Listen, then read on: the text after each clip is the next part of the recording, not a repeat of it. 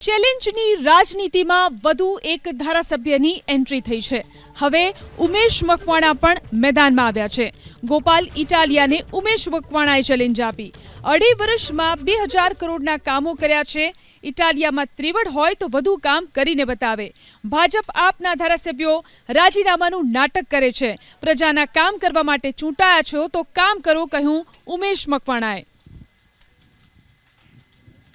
ઉઠાવવાનો કઈ ધારાસભ્ય તરીકે આજે માની લો કે મેં તમને કીધું કાંતિભાઈ હોય તોય ભલે ને ગોપાલભાઈ હોય તોય ભલે, ચેલેન્જ કરી હોય તો કામની રાજનીતિની ચેલેન્જ કરે ને। આજે હું મીડિયાના મારફત ગોપાલભાઈને ચેલેન્જ કરું છું કે ભાઈ 2.5 વર્ષ મારા ધારાસભ્ય તરીકે મેં બોટાદમાં કામ કર્યું છે, 2000 કરોડનું કામ કર્યું છે। એમાં સ્પોર્ટ કોમ્પ્લેક્સ હોય તોય ભલે, રિપોર્ટ કાર્ડ મેં આપ્યું હતું મીડિયાના મારફત, જીઆઈડીસી હોય તો ભલે, રોડ રસ્તા હોય તોય ભલે, સ્કૂલના કામો હોય તોય ભલે।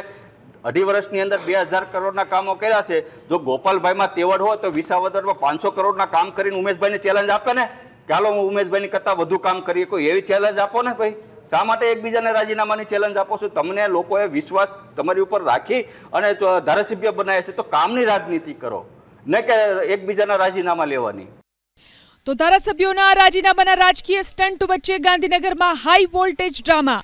વહેલી સવારે ધારાસભ્ય કાંતિ અમૃતિયા મોટી સંખ્યામાં પોતાના સમર્થકો સાથે મોરબીથી ગાંધીનગર રવાના થયા।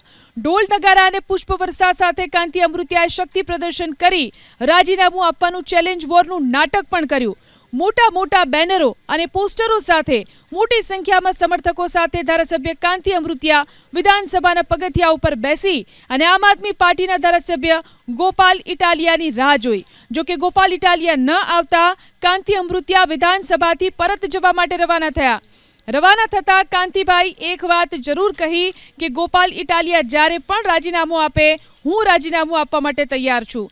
ચેલેન્જની રાજનીતિ પૂરી કરીને પરત ફરતા એબીપી અસ્મિતાની ટીમે કાંતિભાઈ અમૃતિયાને સવાલ કર્યો કે ચેલેન્જની રાજનીતિ પૂરી થઈ, હવે વિકાસની રાજનીતિ કેવી રીતે પૂરી કરશો? તો આ તરફ વિધાનસભા અધ્યક્ષ શંકરભાઈ ચૌધરીએ બંને ધારાસભ્યોને લોકોના કામ કરવાની સલાહ આપી।